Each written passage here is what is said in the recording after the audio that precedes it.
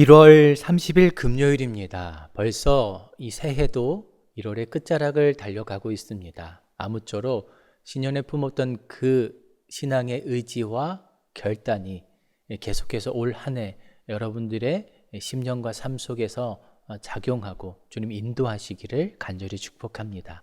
기도하겠습니다.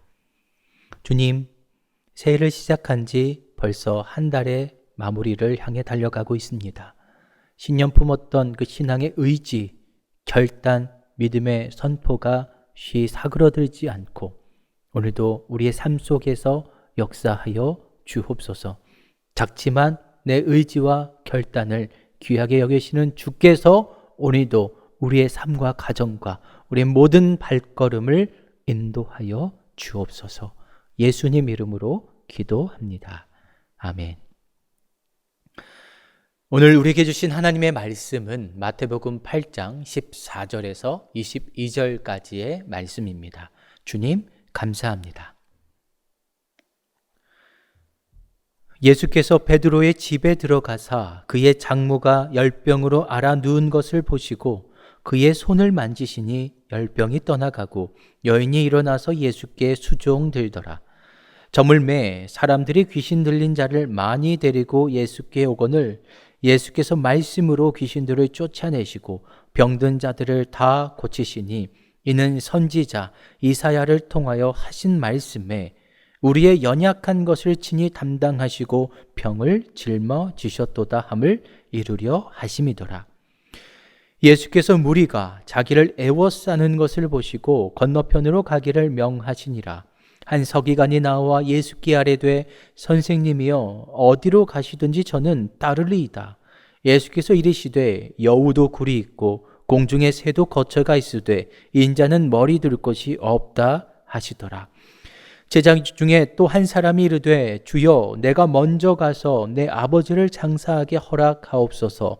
예수께서 이르시되 죽은 자들이 그들의 죽은 자들을 장사하게 하고 너는 나를 따르라 하시니라. 아멘. 어제 본문 나병 환자의 치유 사건, 백부장 하인의 치유 사건에 이어서 오늘 본문도 예수님의 치유 사건으로 시작됩니다. 본문 14절, 15절입니다. 예수께서 베드로의 집에 들어가사 그의 장모가 열병으로 앓아 누운 것을 보시고 그의 손을 만지시니 열병이 떠나가고 여인이 일어나서 예수께 수종들더라. 앞선 두 치유 사건과 비슷하지만 분명 다른 점 하나가 있습니다. 베드로나 그의 장모가 직접 병을 고쳐달라 요청한 기록이 보이지 않습니다. 그럼에도 예수님은 베드로 장모가 열병으로 앓아 누운 것을 보시고 고쳐주십니다. 사실 같은 사건을 기록한 마가와 누가는 다릅니다. 누가복음 4장 38절입니다. 예수께서는 회당을 떠나 시몬의 집으로 가셨다. 그때 시몬의 장모가 마침 심한 열병으로 앓고 있었는데 사람들이 그 부인을 고쳐달라고 간청하였다. 마태와 달리 누가는 주위 사람들이 베드로 장모를 고쳐달라 간청함을 분명히 기록하고 있습니다. 아마도 마태는 당시 예수님의 관심이 어디에 있는지를 조금 더 분명히 보여주고자 마가와 누가와 달리 기록하지 않았을까? 그의 의도를 조심스레 짐작해 봅니다. 베드로 장모를 고치시는 예수님의 모습에서 또 한 가지 우리가 눈여겨볼 점은 예수님께서 그의 손을 만지셨다는 사실입니다. 지금 베드로의 장모가 걸린 열병은 대개 말라리아와 같은 열병으로 간주합니다.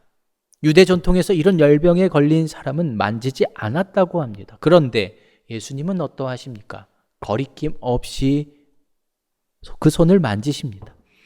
부정하게 여겨졌던 나병 환자에게도 손을 대시고 치유하셨던 예수님은 열병 걸린 베드로의 장모도 동일하게 대하십니다.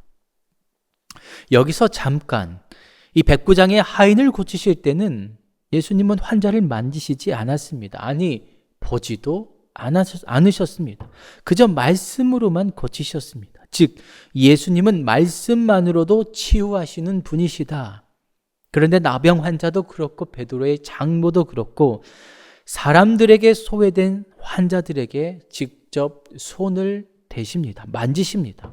이는 예수님의 능력이나 치유하는 방법이 아니라 그분의 긍휼하신 마음을 우리에게 분명하게 보여주고 계십니다. 슬픈 마음 있는 사람, 몸과 마음 병든 사람, 사람들로부터 세상으로부터 소외된 이들을 긍휼히 여기시고 고치시고 회복하시는 분이 바로 예수님이시다. 본문 17절입니다.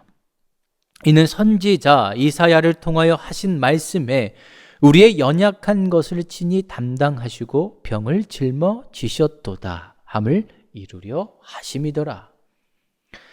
이사야 선지자가 예언한 대로 우리의 연약함을 친히 담당하시고 병을 대신 짊어지시는 예수님의 모습을 계속해서 보여주고 있습니다.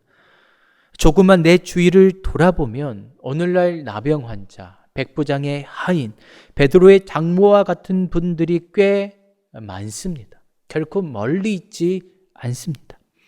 우리는 보통 좋은 것만 보고 듣기를 원하지만 삶의 수많은 시간과 자리는 아픔과 눈물과 고통과 고난의 연속이죠.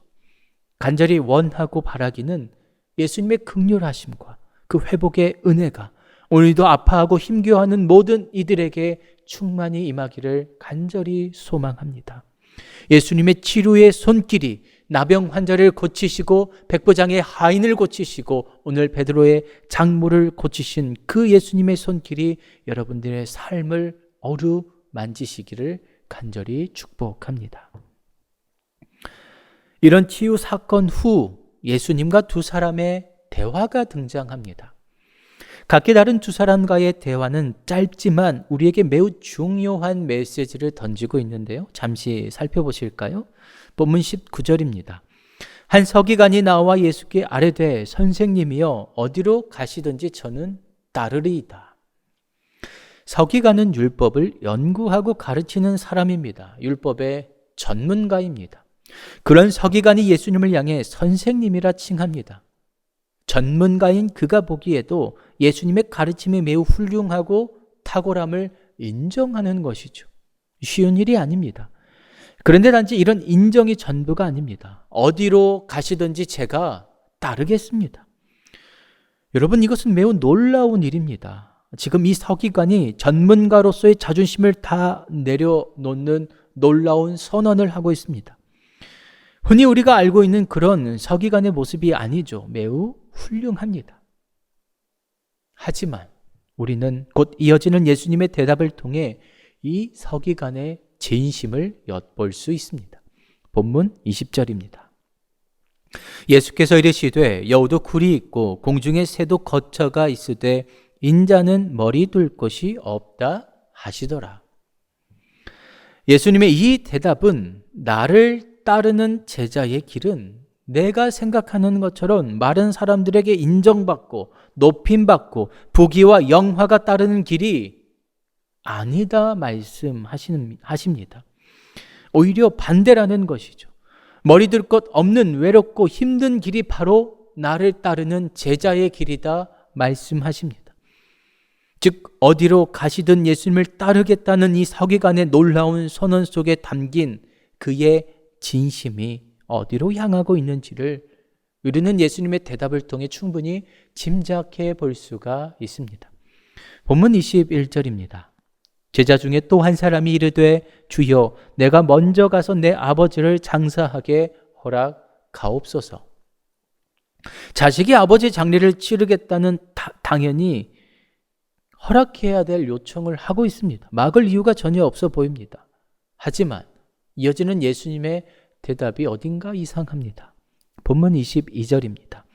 예수께서 이르시되 죽은 자들이 그들의 죽은 자들을 장사하게 하고 너는 나를 따르라 하시니라. 우리는 예수님의 이 대답을 잘 이해해야 합니다. 그저 이 문자적으로만 이 구절만 보고 이해하면 충분히 오해의 소지가 있습니다. 지금 예수님께서 부모를 공경하고 섬기는 이 일, 이 지극히 당연한 일을 부정하시는 것은 아닌가 오해할 수 있습니다. 아닙니다. 그만큼 예수님을 따르는 제자의 길이 얼마나 어렵고 중요한지를 강조하고 있습니다. 살다 보면 중요한 일 많지 않습니까? 삶의 우선순위들이 너무 많습니다. 하지만 예수를 따르는 제자의 길을 걷는다는 것은 그 모든 우선순위를 뒤집어야 합니다. 지금껏 내가 중요하게 여긴 삶의 가치들을 재정렬해야 합니다. 부대끼고 불편하고 손해보고 억울함도 기꺼이 감당해야 합니다. 서기관도, 이 제자 중 한 사람도 예수님이 억지로 제자의 걸으라고 강압하지 않았습니다. 제 발로 제자가 되겠다, 그 길을 따르겠다 얘기합니다. 그런 사람들에게 나를 따르는 길이 어떤 길인지를 짧지만 강력하게 지금 예수님이 가르치고 계십니다. 지금껏 내 삶을 지탱해온 경험들, 관습들, 전통들, 그 모든 가치와 우선순위를 뒤로 하고 온전히 예수님의 말씀 안을 쫓아야 하는 어렵고 험난한 길이 바로 제자의 길임을 강조하고 말씀하고 계십니다. 이렇게만 강조하면 예수님 따르는 제자의 길, 그 삶이 참 부담스럽습니다. 걱정이 됩니다. 과연 누가 그 길을 걸어갈 수 있을까? 그런데 다시금 본문을 거슬러 올라가서 15절을 보실까요? 그의 손을 만지시니 열병이 떠나가고 여인이 일어나서 예수께 수종 들더라. 베드로의 장모가 고침을 받고 예수님께 수종을 듭니다. 아마도 식탁 봉사로 보입니다. 어쩌면 당연하지만 한편으로는 그리 대단하지 않아 보입니다. 그러나 저는 고침받은 베드로의 장모의 이 모습에서 오늘날 우리가 걸어야 할 제자도의 중요한 원리가 보입니다. 그것은 바로 은혜입니다.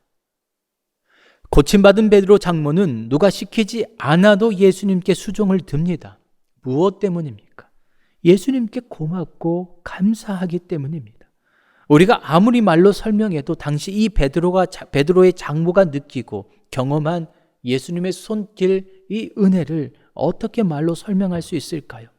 이대로 가면 정말 죽을 수밖에 없는 절망의 자리에서 자신의 손까지 잡아주며 회복으로, 소망으로 살리시고 이끄신 예수님 은혜에 베드로의 장모는 자연스럽게 반응하며 수종을 들고 있습니다.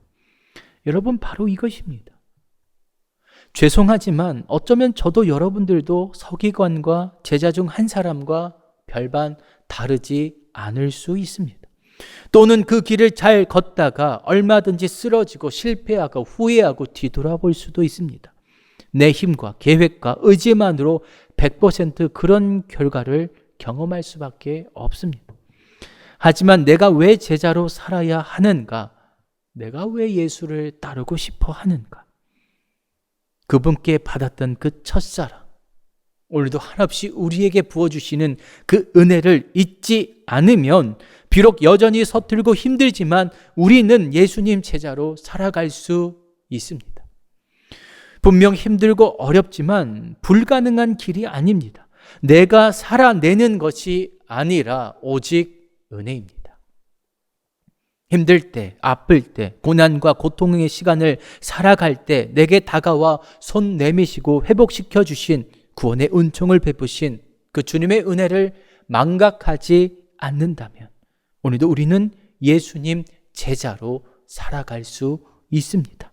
내가 아니라 예수님이 책임져 주십니다. 내 힘과 능력이 아니라 그분의 은혜가 우리를 붙잡아 인도할 것입니다.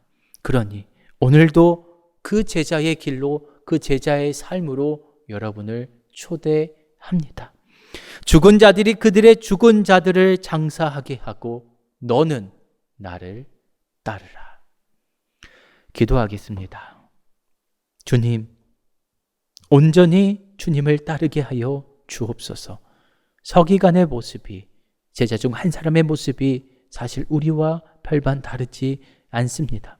주님을 따르고자 하는, 그 길을 걷고자 하는 우리의 본심, 그 전심에 다른 그 무언가가 작동할 때도 있습니다. 그럼에도 불구하고 우리를 배척하지 않으시고 오늘도 은혜로 덮으시고 인도하시는 주님, 내 힘과 능력과 지혜가 아니라 오직 은혜로만 그 길 걸어가게 하여 주옵소서. 그 은혜 망각하지 않고 오늘도 우리에게 은혜를 베푸시는 주님, 그 은혜를 누리며 걸어갈 수 있는 진정한 주님의 제자의 삶 살게 하여 주옵소서. 복을 빕니다. 이제는 우리 주 예수 그리스도의 은혜와 하나님 그 크신 사랑하심과 성령의 교통하심이 나를 따르라. 우리도 우리에게 제자의 길로 요청하시는 그 주님의 부르심에 응답하며 믿음으로 반응하며 은혜를 부여잡고 나아가는 모든 주의 권속들, 제자들의 삶과 가정 가운데에 지금로부터 영원토록 항상 함께 하시기를 간절히 축원하옵나이다. 아멘.